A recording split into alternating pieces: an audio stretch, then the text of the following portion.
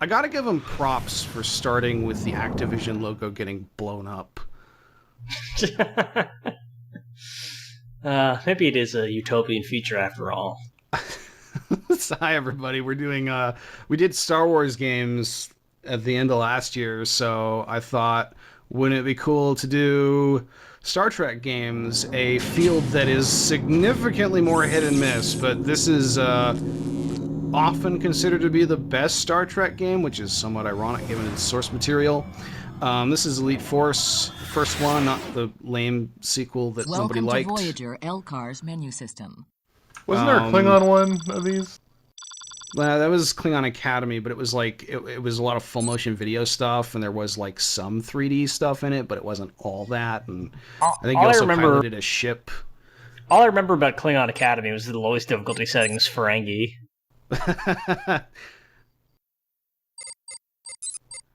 All right, so no, Klingon Honor Guard, right? Klingon Honor Guard, not Academy. Honor Guard. Okay, we will be here all day if we try to piece through all of the Star Trek video games that were released and forgotten. Yeah, there are actually a lot of forgotten Star Trek video games, particularly from the first half of the 90s. I was just saying, I remember it distinctly because Klingon Honor Guard was for some reason an Unreal Tournament engine game, and this is a Quake 3 engine game, and it just is weird to me that they made two separate first-person shooter Star Trek games using the two big engines of the time. Anyway, sorry, I didn't mean to do it. So this is, we're gonna just start a new game here. Do we want to do the tutorial segment? It's basically the HEV suit segment from Half-Life. Sure, why not? At least dip our toes into also, it. we have gender selection options here. We're gonna pick female because nobody ever played the female gender option, and it was clearly added as an afterthought, which creates some interesting unintentional bits where, like, there is a extremely mild romance subplot in this game between Monroe, the player character, and a female member of the Hazard team. And that's just like, that was clearly written for the male character, but it's just in the game if you're playing the female character. So, you know what the really sad thing is? I think that makes Ensign Monroe officially the first queer character in the Star Trek canon. It kind of actually does. Like and like it can be read in very much not a romantic fashion, but it's also clearly supposed to be read as a romantic subplot because Monroe and this character do have a romantic plot in the next game. First, approach the ladder. Then look up the ladder. Tuvok has banished us into the trash can. You now need to jump on. They sidestep the whole whoops, we accidentally did a gay in Star Trek and we can't have that by just eliminating the female gender option entirely from the sequel. So then crouch to crawl inside it. That's sad. Yeah. So here's a question: is this... how does this work? Like, I thought the holodeck can create matter and like sort of let you feel like you're moving in place. On your tactical eyes, but I didn't know it could create space itself. This is one of those things that is like totally consistent with the way that the shows portray it, and one of those like, how does this actually work kind of situations where like lots of people can just go very far away from each other in the holodeck, but it's still like a square, like 20 by 20 foot room. Like the explanation that is suggested is like it's using forced perspective for every person if they get further away, and there's like some kind of magical, extremely complex treadmill thing going on. The entire Star Trek canon, I'm sorry, I need to say this, the entire Star Trek canon is they're desperately rationalizing things that happened because it looked better on camera. In the cave is an alien power terminal that your suit can convert into health and armor energy. Your TED has been programmed to scan which adds its own kind of fun, but terminals in many alien configurations. Approach the terminal and use it to So this game is it's Quake 3. It was released in like September 2000, so nanites. It was relatively early in the engine's life cycle. Actually, the sequel that was released 2 years later also uses the Quake 3 engine, and by that point, it's pretty damn outdated. Gotta get used to how Quake ladders work. But they did like a whole lot of work to like make all of this stuff make sense within the context of Star Trek. Like I said, so there's if we do this, like there's a big display about our HEV suit knockoff that we're doing here with like all kinds of information about how it works. Like, hey, how do you carry 9 weapons around? Well, the transporters in Star Trek work by turning matter into energy and information and then storing it and beaming it somewhere and reconstituting it. So what if they just did the first step of that and just put it in a transport buffer on your belt and you could just reach in and grab a transporter suspended gun when you wanted to? That's literally the explanation of how it works. Now equipped with a standard Federation phase. Like there's a lot of like just that kind of like attention to detail in this game, which is really neat. Use an energy pack in your suit. So as I was asking, how do ladders work? All weapons have an alternate firing mode activated. It's you walk up to it and then you turn your camera in the direction you want to go. So it's not just like Half-Life ladders where W goes up and S goes down. Your TED has a built-in This game has a lot of influence from Half-Life, obviously. There are a number of sequences that are just kind of straight up out of Half-Life, particularly in the last level. You know, I just realized, I don't know if ever in my entire life I have climbed a ladder that was not at an angle. Like, I've never just climbed straight up and down. I'm not even sure I've seen a straight up and down ladder that I can recall. Suddenly just realized. I can picture ones incredibly easy, actually. The ones on sides of buildings often are. That is true, but I often wonder, if I was called upon to use them, how easy would it actually be for someone of my physical capabilities to scale it? Technically, is this Tuvok's TED Talk? So this is set during like the later seasons of Voyager, and the idea is that because Voyager repeatedly gets boarded and gets its ass kicked by random groups of aliens, wouldn't it be cool if we had what amounts to a Marine squad with really big guns that we could use to like do stuff, and that's basically the whole game. Right, and they're training. I mean, I haven't watched Voyager. You didn't miss all that much. I watched like the first 2 seasons of it, so I have like fond memories of all the stuff people fucking hate. Like, I kind of like Neelix, and people hate Neelix. And maybe it's because I was like 12 when I watched it. But like, Neelix never bugs.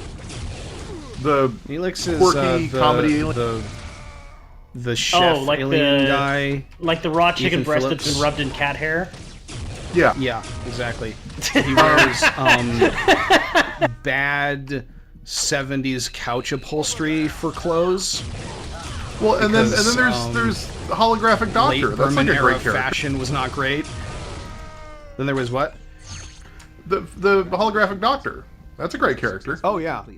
Yeah, no. So Voyager's thing is like individually it can do good episodes. Oh, all right, we're back in the menu now. All right, let's do the actual game. Okay, that is a legit menu, though, you have to admit. Oh yeah, it's, you know, I kind of miss the era when like user interface design was as much about the art as it was the functionality.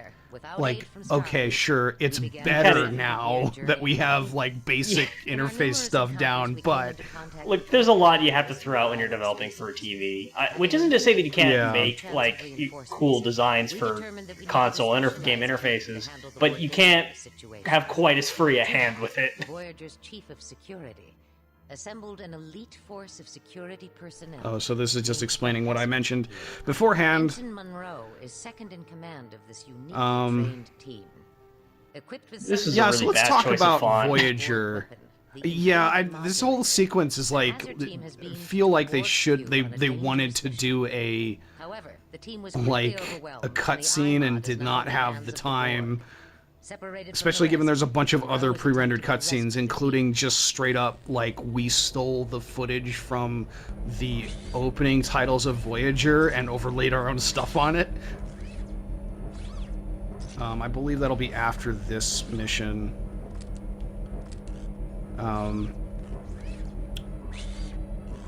Yeah, so that is yes, this is Ensign Alexandria Monroe.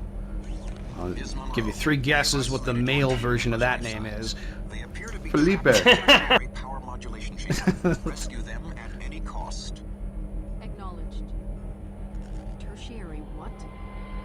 Oh, she's got a Google Glass. That's nice. It is the future. Yeah. That only shows up some of the time. So the enemies in this game work, like there's a lot of effort that was put into making these guys work the way that the Borg should generally work, and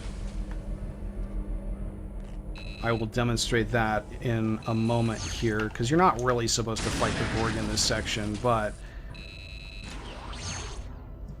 So I have a completely useless piece of trivia. I looked up on IMDb the voice actor and actress for Monroe, and their surnames are Raymond and Romano. Yeah. Also, like, isn't Monroe supposed to be like a Hispanic name, like a Latino name? Wait, you are which playing name? a very white person, Monroe. Isn't that like a? No, that is not. Is it not? Is that particularly Italian? a Hispanic name. I think it's Scottish. Is it really? The only Monroe in anyway, fiction I can think of is Monroe from Congo, and that's Ernie Hudson, so I don't know. So if we start to just shoot up the Borg here instead of knocking them out by blowing up all the batteries, they will eventually adapt to our gun. Well, that's a setting accurate detail. That's because this Right. was made for Star Trek players back in the day, where like 100% of your intended audience would be hardcore Star Trek fans. God, that's got to be the weirdest thing in the world, though, right?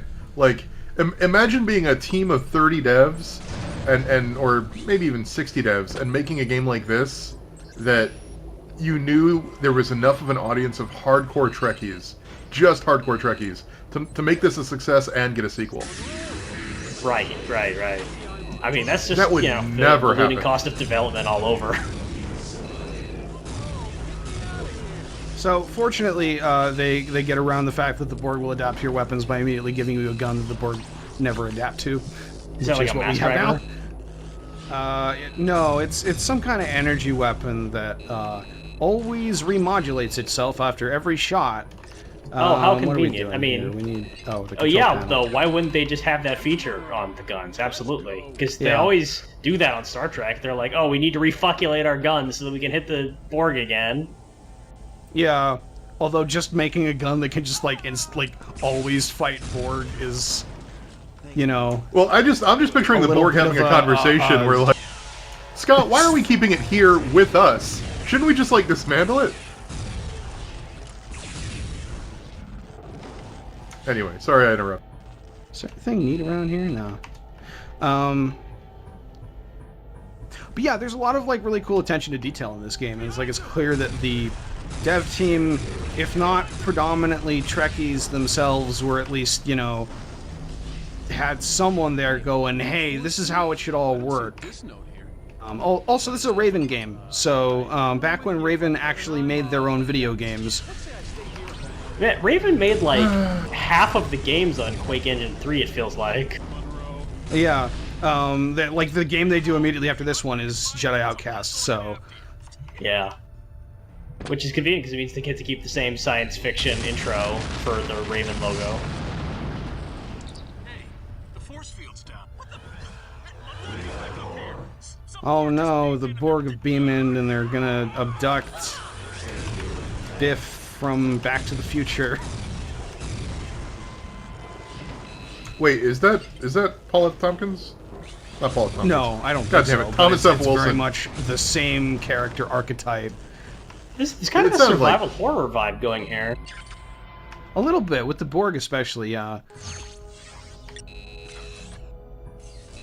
The way they just kind of stalk you, you know, the screams on the communicators, the intense sound effects. It's got an Alien versus Predator vibe.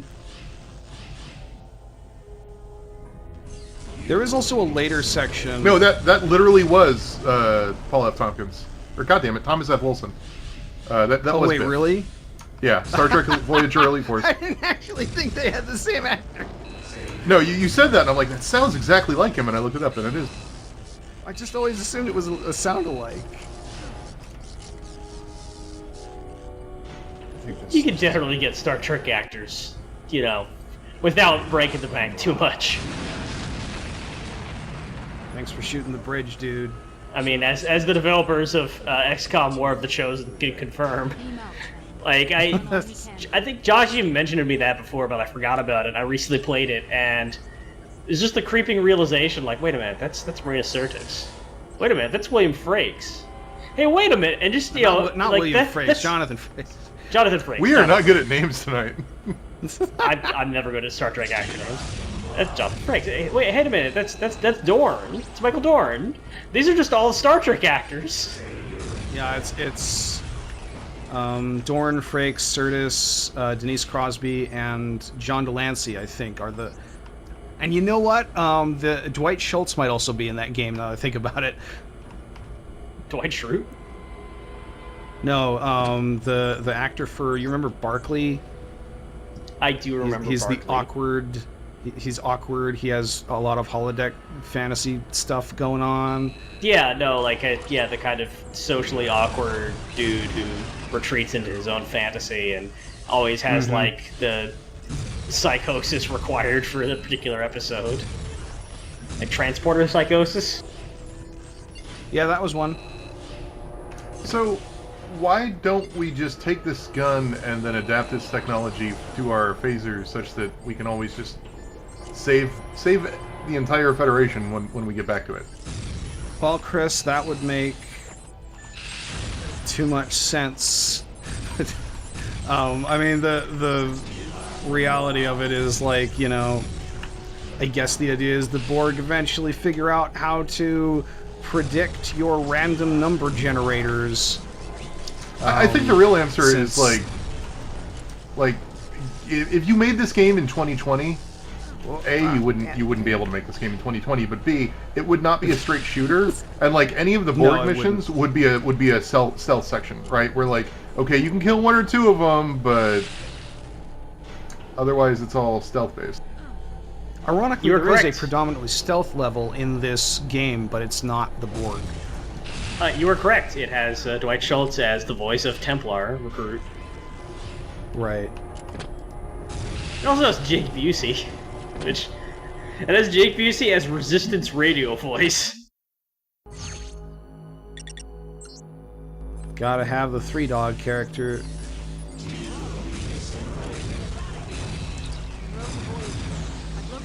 You know, the one nice thing about this, about the Borg Cube, though, is, like, this is a very 90s video game level in terms of its design, but because it's a Borg Cube, it also doesn't not fit at all, or it doesn't not fit. It fits perfectly. Like, this also feels very much like what a Borg Cube would feel like. It's one of those, like, you know, happy accidents of when you think about the time in video game history that this happens in, where, like, well, we can't really do big outdoor environments, just the engines can't handle it, but we're really good at making corridors and rooms, and hey, guess what television series takes place almost entirely in corridors and rooms? Well, here we are. Turns out that a show that is suited to plywood sets is also suited to 2000s video game development. Report to debriefing. So it was all a dream, and now I'm upset. Nice going, Monroe. Well, it was a training exercise. No, we just got out of a training exercise, the tutorial.